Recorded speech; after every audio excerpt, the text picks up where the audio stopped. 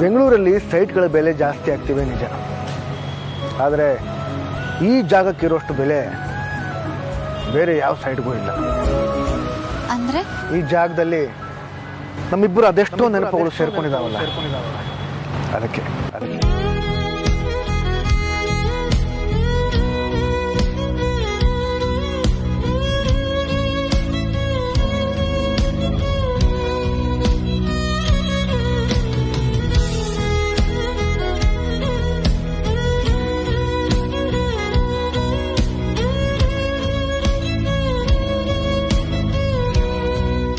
Sir.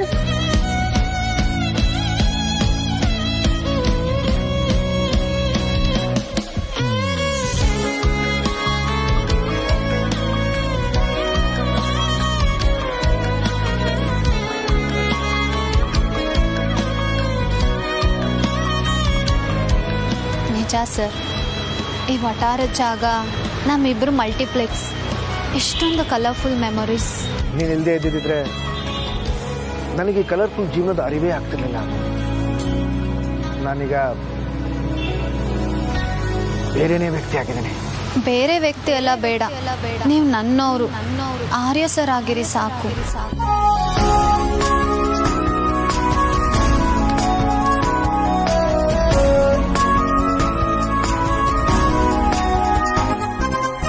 ₹2 ಸಖತ್ power ಇದೆ ಗುರು ಅಂತ ಹೇಳಿ ನಮ್ಮ ಕಂಪ್ನಿ ನೆಟ್ವರ್ಕ್ ಬಿಸ್ನೆಸ್ನ ಬೂಮ್ ಮಾಡಿದ್ಲಲ್ಲ ಒಂದು ಹುಡುಗಿ, ಆ ಹುಡುಗಿ ಆರ್ಯ ಸರೇ ನಾನು.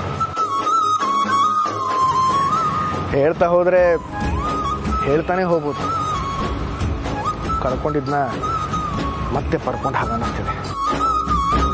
ಇನ್ನೂ ತಡ ಮಾಡೋದು ಬೇಡ ಅನ್ನೋ, ಮನೇಲಿ ಹೇಳೋಣ. ಆದ್ರೆ ಸರ್, ಯಾರು ಕಳೆದ್ರೋ ಅದನ್ನ ಅವರೇ ಹುಡ್ಕೊಡ್ಬೇಕಲ್ವಾ? ಅವತ್ತು ಅಷ್ಟು ಜನರು ಮುಂದೆ ನಿಮ್ಮಿಂದ ದೂರ ನಡೆದೆ. ಈಗ ನನ್ನ ತೀರ್ಮಾನನ ನಾನೇ ಅಷ್ಟು ಜನರ ಮುಂದೆ ಹೇಳ್ಕೋಬೇಕು, ಅದೇ ಸರಿ. ಈ ಅವಕಾಶನ ನಾನು ಕೊಡ್ತೀರಾ ಪ್ಲೀಸ್ ಸರ್? ಫಾರ್ಮಾಲಿಟಿ ಇಲ್ಲ, ಯಾಕೆ? ಫಾರ್ಮಾಲಿಟೀಸ್ ಅಲ್ಲ ಸರ್, ನನ್ನ ಮನ್ಸಿಗೆ ಸಮಾಧಾನ ಆಗೋದಕ್ಕೋಸ್ಕರ. ಈಗಲೇ ಇಲ್ಲೇ ನಮ್ಮ ಅಪ್ಪ ಅಮ್ಮನ ಮುಂದೆ ಮಾತ್ರ ಈ ವಿಷಯನ ಹೇಳೋದಕ್ಕೆ ನನಗಿಷ್ಟ ಇಲ್ಲ. ನಿಮ್ಮನೆಯವರು, ನಮ್ಮನೆಯವರು ಎಲ್ಲರೂ ಕರೆದು ಹೇಳಬೇಕು ಸರ್, ಆಗಲೇ ನಂಗೆ ಖುಷಿ. Please sir. ನನ್ನ ಹುಡುಗಿ ಮಾತಲ್ಲಿ ಸಖತ್ ಪವರ್ ಇದೆ ಗುರು. ಪರ್ಮಿಷನ್ ಕೇಳೋದು ಯಾಕೆ ಬಂಗಾರ? ನೀನು ಹೇಳಿದ್ಮೇಲೆ ಮುಗೀತು. You are my lady boss.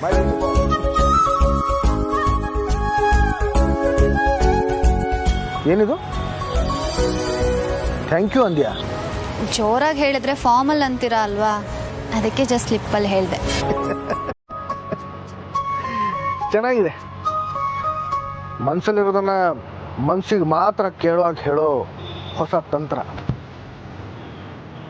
ಚೆನ್ನಾಗಿದೆ.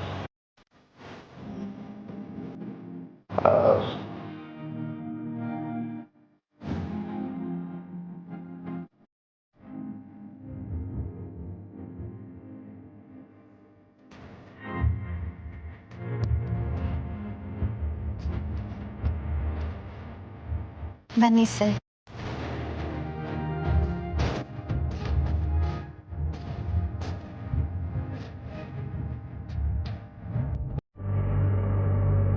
ಆರ್ಯ, ಈಗ ಬರ್ತಾ ಇದೆಯಾ? ಹಾಮ, ಅನುನ ಭೇಟಿ ಮಾಡಿ ಬಂದೆ. ಹೌದಾ?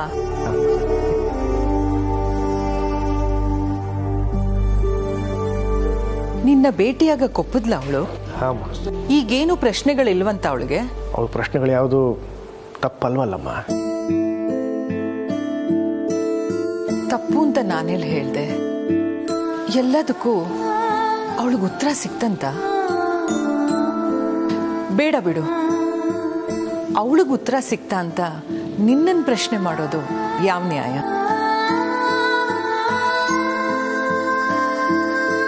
ಒಂದ್ ರೀತಿಲಿ ನೋಡಿದ್ರೆ ಅವಳು ಕೇಳಿದ ಪ್ರಶ್ನೆಗಳೆಲ್ಲ ನನಗ್ ಸಂಬಂಧಪಟ್ಟಿದ್ದೆ.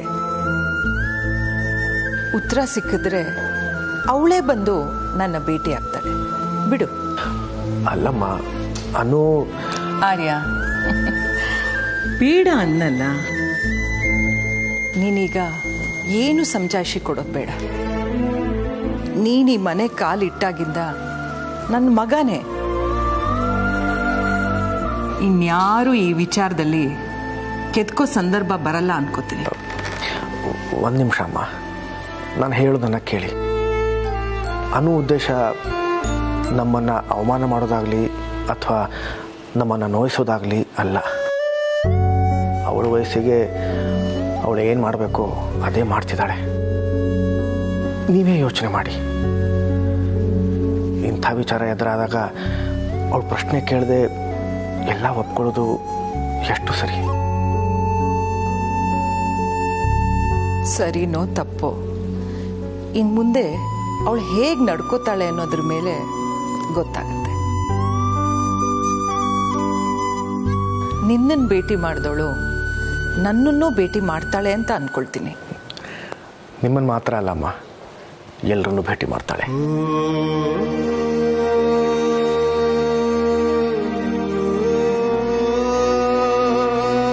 ಅನು,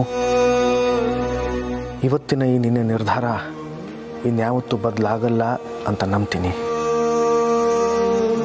ನೀನು ಮತ್ತೆ ನನ್ನ ಹತ್ರ ಬರ್ತೀಯಾ ಅಂತ ನಂಬಿದ್ದೆ, ಕಾದೆ.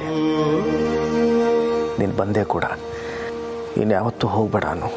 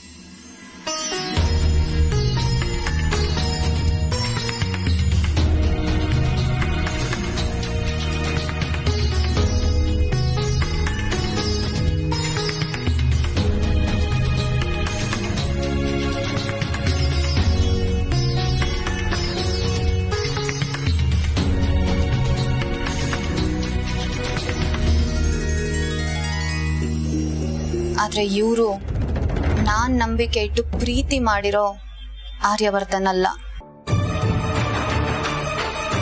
ಇವರು ಬಾಯಿ ತುಂಬ ಅಮ್ಮ ಅಂತ ಕರೀತಾರಲ್ಲ, ಅವರು ಇವ್ರ ಅಮ್ಮನೇ ಅಲ್ಲ. ಅಷ್ಟು ಗಟ್ಟಿಯಾಗಿ ಪ್ರಶ್ನೆ ಮಾಡಿದವಳು ಉತ್ತರ ಕಂಡ್ಕೊಳ್ದೇ ಇರ್ತಾಳ? ಇಲ್ಲ, ಇಷ್ಟು ದಿನದಲ್ಲಿ ಅವಳು ಏನನ್ನೋ ಕಂಡ್ಕೊಂಡಿರ್ತಾಳೆ. ಮನ್ಸಲ್ಲಿ ಎದ್ದಿರೋ ಪ್ರಶ್ನೆನ ಹಾಗೆ ಬಿಡೋ ಹುಡುಗಿ ಅಲ್ಲ ಅವಳು. ಆದ್ರೆ ಏನ್ ಕಂಡ್ಕೊಂಡಿರ್ತಾಳೆ ನಮ್ಗೆ ಯಾರಿಗೂ ಗೊತ್ತಿಲ್ದಿರೋ ವಿಷಯ. ಖರೆಯಾಕ ಮೊದಲು ಅವನಿಗ ಸೀಕ್ರೆಟ್ ಹೌಸಿಗೆ ಕರ್ಕೊಂಡು ಹೋಗ. ಆರ್ಯ ನಂಗೆ ಮೆಸೇಜ್ ಮಾಡೋಣ SP, ಈಗ ಸ್ವಲ್ಪ ಹೊತ್ತಿನ ಮುಂದೆ. ನಾಳೆಯಿಂದ ನಾ ಸ್ವಲ್ಪ ದಿನ ಸಿಗಲ್ಲ, ಬ್ಯುಸಿ ಇರ್ತೀನಿ. ಹಂಗೇನಾದ್ರೂ ಎಮರ್ಜೆನ್ಸಿ ಇದ್ರ ಲೀವ್ ಮಿ ಅ ಮೆಸೇಜ್ ಅಂತ. ಅದಾವ ಮಾಡಿದ್ದಲ್ಲ, ನಾನು ಎಲ್ರಿಗೂ ಕಳಿಸಿದ್ದೀನಿ. ಆಕಿ ಮನಸ್ನ್ಯಾಗ ಏನ್ ಅನ್ಕೊಂಡಾಳ? ಆರಿನ ಬದುಕ್ನ್ಯಾಗ ಆಟ ಆಡ್ಲಿಕ್ಕತ್ತಾಳೇನ? ನಾನು ಬಿಡಂಗಿಲ್ಲ.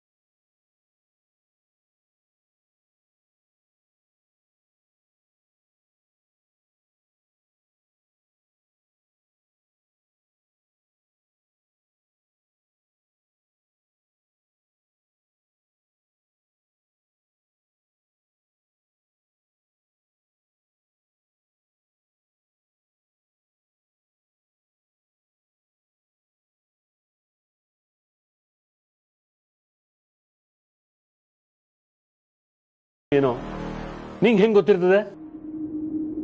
ಹಿಂಗ ನೀ ದಿಢೀರ್ ಅಂತ ಮೆಸೇಜ್ ಮಾಡಿದ್ರೆ ಅವನಿಗೆ ಆರ್ಯನ್ ಬಗ್ಗೆ ನನಗೆ ಗೊತ್ತಿಲ್ಲನ. ನಾನು ಅವನ ಜೊತೆನೇ ಬೆಳೆದಿನ್ಲೇ. ನಾಲ್ಗೆ ಐತಂತ ಹೆಂಗಂದ್ರೆ ಹಂಗೆ ತಿರುಗಿಸ್ಬೇಡ. ಅವನ ಸಂಬಂಧ ನಾನು ಏನೇನು ಮಾಡೀನಿ. ಇನ್ನು ಮೆಸೇಜ್ ಮಾಡೋದು ದೊಡ್ಡದಿನ.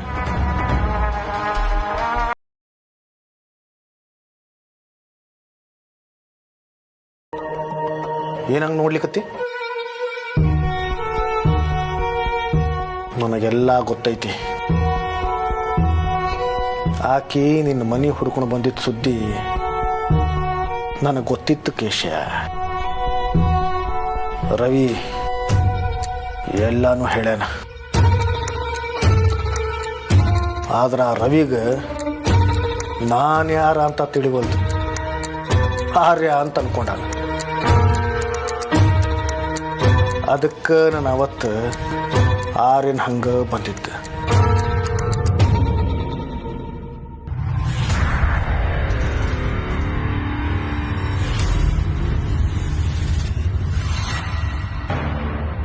ಅನು ಫ್ಯಾಕ್ಟ್ರಿ ವಿಸಿಟ್ಗೆ ಅಂತ ಹೋದವಳು ಇಲ್ಲೇನ್ ಮಾಡ್ತಿದ್ಯಾ?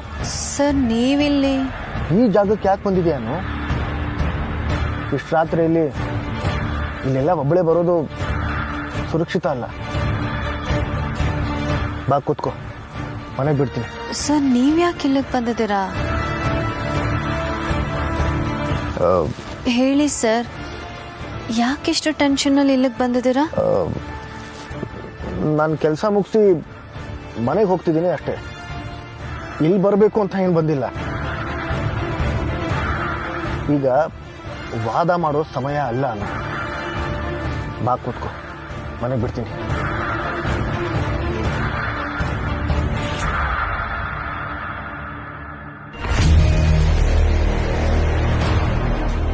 ಬಾ ಕೂತ್ಕೋ ಅನು. ನನ್ನ ಮಾತನ್ನ ನೀನು ಕೇಳಿಸ್ಕೋಬಾರ್ದು ಅಂತ ನೀನು ನಿರ್ಧಾರ ಮಾಡಿಬಿಟ್ಟಿದ್ಯಾ? ಈ ಮಾತನ್ನಾದರೂ ದಯವಿಟ್ಟು ಕೇಳಿಸ್ಕೊ. ಸ್ವಲ್ಪ ಹುಷಾರಾಗಿರುವನು. ಸ್ವಲ್ಪ ಆದ್ರೂ ಜವಾಬ್ದಾರಿಯಿಂದ ಇರ್ಬೇಕಲ್ವಾ? ಈ ಜಾಗಕ್ಕೆಲ್ಲ ಯಾಕೆ ಬರೋಕ್ ಹೋದೆ ನೀನು? ಬೈ ಮಿಸ್ಟೇಕ್ ಆಗಿ ದಾರಿ ತಪ್ಪಿಟ್ಟು ಬಂದೆ sir.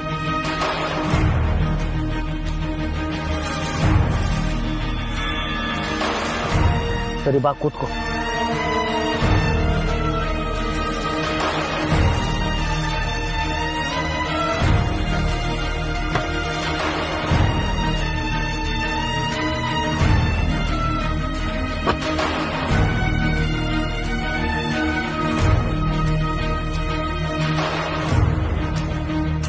The number you are trying to call is currently not reachable.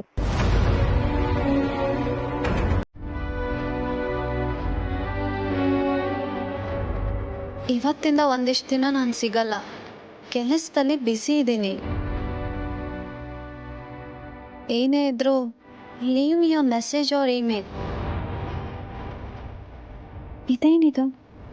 ನಾವೊಂದು ಫೋನು ಮಾಡಿದೆ, ಹೀಗೆ ಮೆಸೇಜ್ ಹಾಕಿ ಎಲ್ಲ ಹೋಗಿದ್ದಾರೆ ಇವರು.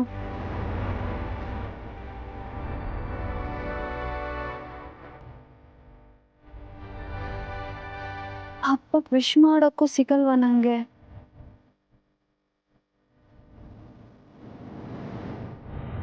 ಏನಿದು ಹೀಗೆಲ್ಲ ನಾ ಮಾಡೋದು? ಹಬ್ಬದಿನ ಬಯಸ್ಕೊಳ್ಳೋದಕ್ಕೆ ಆಸೆನಾ ನಿಮ್ಗೆ?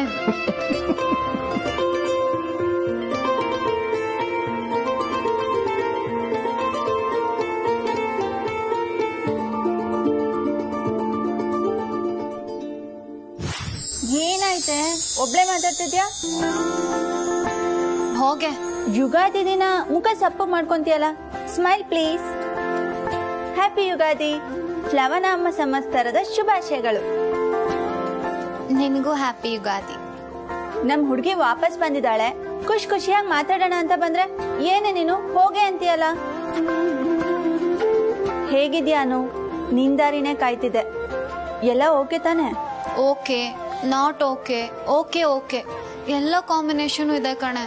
ಅಬ್ಬಾ, ಮೂರೇ ಮೂರು ಮಾತಿಗೆ ತಲೆ ಗಿರ ಗಿರ ಗಿರ ಗಿರ ಅಂದಿದೆ.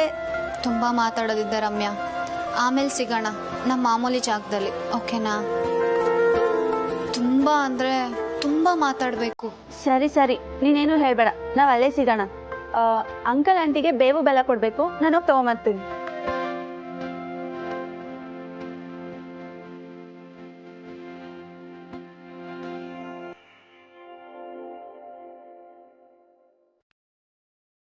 ಯುಗ ಯುಗಾದಿ ಕಳೆದರೂ ಯುಗಾದಿ ಮರಳಿ ಬರುತ್ತಿದೆ.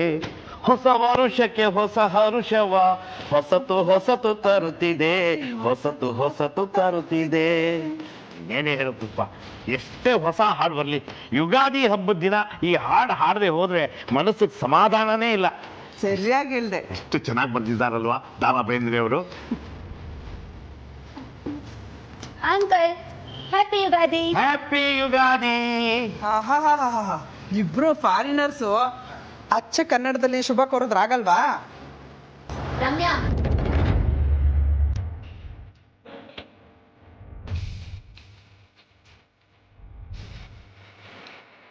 ಪ್ಲವನಾಮ ಸಂವತ್ಸರದ ಯುಗಾದಿ ಹಬ್ಬದ ಹಾರ್ದಿಕ ಶುಭಾಶಯಗಳು. ಓಹೋ, ಗುಡ್ ಗುಡ್.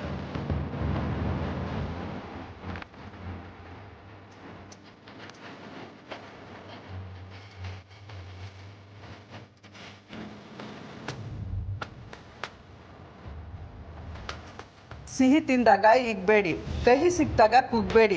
ಸಮತೋಲನದ ಬದುಕೆ ಶ್ರೇಷ್ಠ ಬದುಕು. ತಗೋ ನಮ್ಮನೇದು. ಹಾಡಿನ ಸಾಹಿತ್ಯದಷ್ಟೇ ನಿನ್ನ ಮಾತು ಕೂಡ ಸೂಪರ್ ಕಡೆ.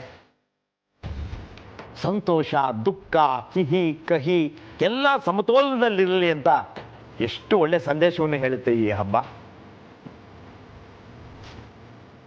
ಅದೆಲ್ಲ ನಮ್ಮಮ್ಮ ಯುಗಾದಿ ಕಿಚಡಿ ಅಂತಾನೆ ಕೊಡೋರು. ಉಪ್ಪು, ಖಾರ, ಸಿಹಿ, ಕಹಿ, ಹುಳಿ, ಒಗರು 6 ರಸಗಳು ಅಂದರೆ ಷಡ್ ರಸಗಳನ್ನು ಸೇರಿಸಿರೋ ಕಿಚಡಿ. ಇಷ್ಟೂ ರಸಗಳು ಮನುಷ್ಯನ ಆಹಾರದಲ್ಲಿರಬೇಕು ಅನ್ನೋದು ಸಾರ. ಎಲ್ಲ ಒಳಗೊಂಡಿರೋ ಸಮತೋಲನದ ಆಹಾರ ಮನುಷ್ಯನಿಗೆ ಬಹಳ ಬಹಳ ಮುಖ್ಯ. ಈಗೆಲ್ಲಿದೆ ಸುಬ್ಬ ಅದೆಲ್ಲ? ಈಗೆಲ್ಲ ಬರೀ ಪ್ಯಾಕೆಟ್ ಫುಡ್. ಕಾಲಾಯ ತಸ್ಮೈ ನಮಃ ಅನ್ಕೊಂಡು ಸುಮ್ಮನೆ ಬಿಡ್ಬೇಕಷ್ಟೇ. ಕಾಲ ಬದಲಾಗ್ಲೇಬೇಕಲ್ಲ ಅಂಕಲ್. ಈಗ ಈ ಮನೆನೇ ತಗೊಳ್ಳಿ, ಮುಂದಿನ ವರ್ಷನೂ ನಾವು 4 ಜನ ಹಬ್ಬ ಆಚರಿಸಕ್ಕಾಗತ್ತಾ? 5 ಜನ ಆಗಿರ್ತೀವಲ್ಲ. ಚೇಂಜ್ ಇಸ್ ಪರ್ಮನೆಂಟ್, ಬದಲಾವಣೆನೇ ಶಾಶ್ವತ. ಏನ್ ಮದ್ವೆ ಆಗೋಗ್ತೀಯ ಮುಂದಿನ ವರ್ಷ? ಆಹಾಹಾ, ಹೇಗ್ ಬಾಣನ ನನ್ನ ಕಡೆ ತಿರ್ಗಿಸ್ಬಿಟ್ರಿ? ನಾ ಹೇಳಿದ್ದು ಅನು ಬಗ್ಗೆ. ನೋಡ್ದ ಸುಬ್ಬು, ಯಾವ ಸೀಮೆ ಅಡಗಲಜ್ಜಿ ಇವಳು, ಬೇರೆಯವ್ರ ಮದ್ವೆ ಆಸೆ ಅನ್ಕೊಂಡ್ ಬಂದ್ಬಿಟ್ಲು. ನಿಂದೇನ್ ಕತೆ? ನಿನಗ್ ಮದ್ವೆ ಗಿದ್ವೆ ಮಾಡ್ಸೋ ಯೋಚನೆ ಇಲ್ವಾ ನಿಮ್ಮ ಮನೇಲಿ? ಅವಳ ಮೇಲೆ ಯಾಕೆ ಜಬರ್ದಸ್ತ್ ಮಾಡ್ತೀಯ ಪಾಪ? ಹ್ಞೂ, ಹಂಗೇಳಿ ಅಂಕಲ್. ಮದ್ವೆ ಆಸೆನ ಕೇಳ್ಕೊಳಕ್ಕಾಗತ್ತೇನೆ? ಮುಂದಿನ ಯುಗಾದಿಗೆ 5 ಜನ ಅಲ್ಲ 6 ಜನ ಆಗ್ತಾರೆ. ಹೀಗೆ ಬೇವು ಬೆಲ್ಲನೂ ತಿಂತೀವಿ, ಅವನು ಮದ್ವೆನೂ ಆಗಿರುತ್ತೆ, ರಮ್ಯನ್ ಮದ್ವೆನೂ ಆಗಿರುತ್ತೆ. ಇಬ್ರು ಅವ್ರವ್ರ ಗಂಡಂದ್ರ ಜೊತೆಗೆ ಯುಗಾದಿ ಆಚರಣೆ ಮಾಡಕ್ಕೆ ತವ್ರ ಮನೆಗೆ ಬರ್ತಾರೆ ಅಲ್ವೇನೆ ರಮ್ಯಾ? ನಿನ್ ಗಾಡಿ ಅಮ್ಮ, ಯಾವ್ದ್ರ ಬಗ್ಗೆ ಮಾತಾಡ್ತಿದ್ದೀರಾ? ಅದು ನಿಮ್ಮಮ್ಮ ವಟಾರದವ್ರ ಮುಂದೆ ಸವಾಲ್ ಹಾಕ್ಬಿಟ್ಟಿದ್ದಾಳೆ, ಈ ವಾರದೊಳಗಡೆ 2 ವೀಲರ್ ತಗೋತೀನಿ ಅಂತ. ಅದಕ್ಕೆ ಇವಳ ವಿಷಯ ಬಿಡು, ಈಗ ಒಂದು ಗಂಭೀರವಾದ ವಿಷಯ ನಾನು ನಿನ್ನ ಹತ್ರ ಮಾತಾಡಬೇಕು. ಅವತ್ತು ನಿನ್ನ ಮತ್ತು ಆರ್ಯ ಸರ್ ವಿಚಾರದಲ್ಲಿ ನನ್ನಿಂದ ತಪ್ಪಾಗಿತ್ತು. ಅದಕ್ಕೆ ನಾನು ಆರ್ಯ ಸರ್ ಹತ್ರ ನಿನ್ನ ಹತ್ರ ಕ್ಷಮೆನೂ ಕೇಳಿದ್ದೀನಿ. ಈಗ ಮುಂದಿಂದು ನೀವಿಬ್ರು ಮಾತಾಡಿ ನಿರ್ಧಾರ ನಮ್ಗೆ ಹೇಳಬೇಕು. ನಿನ್ನೆ ನೀನು ಆರ್ಯ ಸಾರು ಜೊತೆಯಾಗಿ ಬಂದಿದ್ದು ನಮ್ಗೇನೋ ಖುಷಿನೇ. ಆದರೆ ಈ ಸಲ ನಿರ್ಧಾರ ನಾವು ಮಾಡಲ್ಲ, ಎಲ್ಲ ನಿಮ್ಗೆ ಬಿಟ್ಟಿದ್ದು ಬಂಗಾರ. ನನಗೂ ಅರ್ಥ ಆಗುತ್ತೆ ಅಪ್ಪ. ನನ್ನಿಂದ ಶುರು ಆಗಿದ್ದು ನನ್ನಿಂದನೇ ಮುಗಿಲಿ. ಎಲ್ರೂ ಒಂದ್ ಮಾಡಿ ಮಾತಾಡೋ ಜವಾಬ್ದಾರಿ ನಂದು. ಆವತ್ತಿನ ದಿನ ಸ್ವಲ್ಪ ಸುಮ್ಮನೆ ಇದ್ದಿದ್ರು ಇಷ್ಟೆಲ್ಲ ಆಗ್ತಿರ್ಲಿಲ್ಲ. ಅನ್ನು ಬಾಯಿಗೆ ಬಂದಿದ್ದು ಹಂಗೇನೆ ಹೇಳ್ಬಿಡೋದಾ ನಿಮ್ ನಿಜವಾದ ಅಮ್ಮ ಯಾರು ಅಂತ? ಇನ್ಮೇಲಾದ್ರೂ ನೋಡ್ಕೊಂಡು ಮಾತಾಡೋನು. ಹಾಗಿದ್ದಾಯ್ತು ಬಿಡೆ. ಆಗಿದ್ದಾಯ್ತು ಸರಿ ಸುಬ್ಬು. ಅನು, ಇನ್ಮೇಲೆ ಯಾವತ್ತು ಜೀವನದಲ್ಲಿ ಆರ್ಯ ಸರ್ಗೆ ನಿಮ್ಮ ಅಪ್ಪ ಅಮ್ಮ ಯಾರು, ನಿಮ್ ನಿಜವಾದ ಹೆಸರೇನು ಅಂತ ನೋವು ಕೊಡಲ್ಲ ತಾನೆ? ಬಿಡು ಅಂತ ಹೇಳದ್ನಲ್ಲೇ, ಬಿಟ್ಬಿಡು. ನನ್ನ ಮಗಳು ಕೇಳಬಾರ್ದೇನು ಕೇಳಲಿಲ್ಲ. ಪ್ರಶ್ನೆನ ತಲೆಯಲ್ಲಿ ಇಟ್ಕೊಂಡು ಕೊರಗೋದಕ್ಕಿಂತ ಕೇಳ್ಬಿಡೋದೇ ವಾಸಿ ಅಲ್ವಾ? ಹಾಗಲ್ಲ ಸುಬ್ಬು, ಪ್ರತಿ ಒಂದ್ ಮನೇಲೂ ಹೇಳಕ್ ಆಗದೆ ಇರುವಂತದ್ದು, ಹೇಳ್ದೇ ಇರೋ ಗುಟ್ಟು ಇರುತ್ತೆ. ಅವ್ರಾಗೆ ಹೇಳಿದ್ರೆ ನಾವು ಕೇಳೋಣ, ನಾವಾಗಿ ನಾವು ಪ್ರಶ್ನೆ ಮಾಡೋದು ತಪ್ಪಲ್ವಾ? ನೀನೇನ್ ತಲೆ ಕೆಡಿಸ್ಕೊಬೇಡ ಮಗಳೇ, ಹಾಗಿದ್ದಾಯ್ತು, ಮುಂದೆ ಏನಾಗ್ಬೇಕು ಅದನ್ನ ನೋಡ. ಆದರೆ ಆರ್ಯ ಸರ್ಗೆ ಅದೆಷ್ಟೋ ಗುಟ್ಟುಗಳು ಅವ್ರಿಗೆ ಗೊತ್ತಿಲ್ಲ. ಈಗ ಸಡನ್ನಾಗಿ ಹೀಗೆ ಮೆಸೇಜ್ ಹಾಕೋಕ್ಕೆ ಕಾರಣ ಆದರೂ ಏನು? ನಾನು ಈಗಲೇ ಜೇಂಡೆ ಸರ್ನ ಮೀಟ್ ಮಾಡಬೇಕು. ಸರಿ ಅನ್ನೋ, ನಾ ಹೊರಡ್ತೀನಿ, ಹುಷಾರು. ಸರಿಯಪ್ಪ, ನಾನು ಹೊರಡ್ತೇನೆ. ಇರಮ್ಮ, ಕ್ಯಾರಿಯರ್ ಕೊಡ್ತೀನಿ.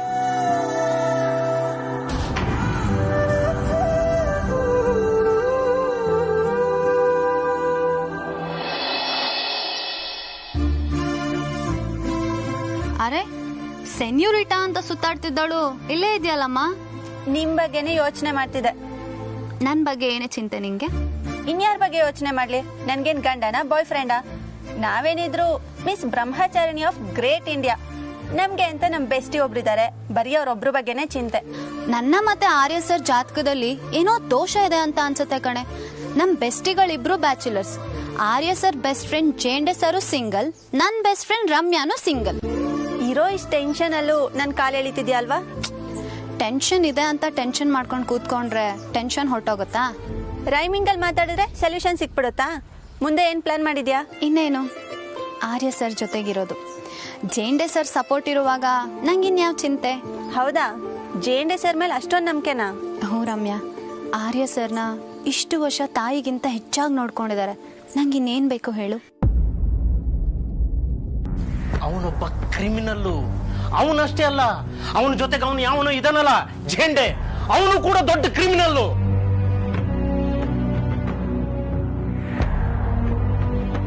ಮಾವ ಏನೇನೋ ಮಾತಾಡ್ತಿರ್ತಾರೆ, ಅದನ್ನೆಲ್ಲ ಅನುಗ್ ಹೇಳಿ ಟೆನ್ಷನ್ ಕೊಡೋದು ಬೇಡ.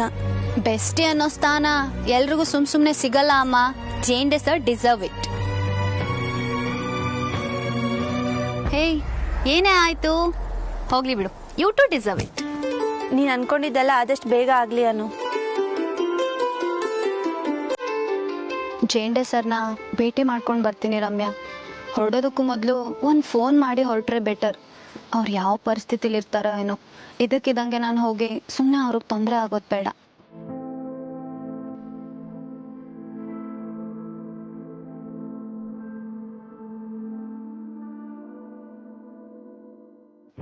The person you are calling is currently busy.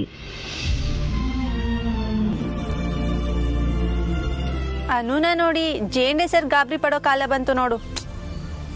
ಜೇಂಡೆ sir ಪಾಪ ಕಣೆ. ನನ್ನ ಮತ್ತೆ ಆರ್ಯ ಸರ್ ಮೇಲೆ ಅವ್ರಿಗೆ ತುಂಬ ಪ್ರೀತಿ ಮತ್ತೆ ಕಾಳಜಿ. ನಾನು ಆರ್ಯ ಸರ್ ಅವ್ರಿಗೆ ಎಷ್ಟು ಥ್ಯಾಂಕ್ಸ್ ಹೇಳಿದ್ರು ಸಾಲಲ್ಲ. ಸರಿ, ನಾನು ನಿನ್ನ ಹತ್ರ ಹೀಗೆ ಮಾತಾಡ್ಕೊಂಡು ನಿಂತ್ಕೊಂಡ್ರೆ ಲೇಟ್ ಆಗತ್ತೆ. ನಾನು ಹೊರಡ್ತೀನಿ.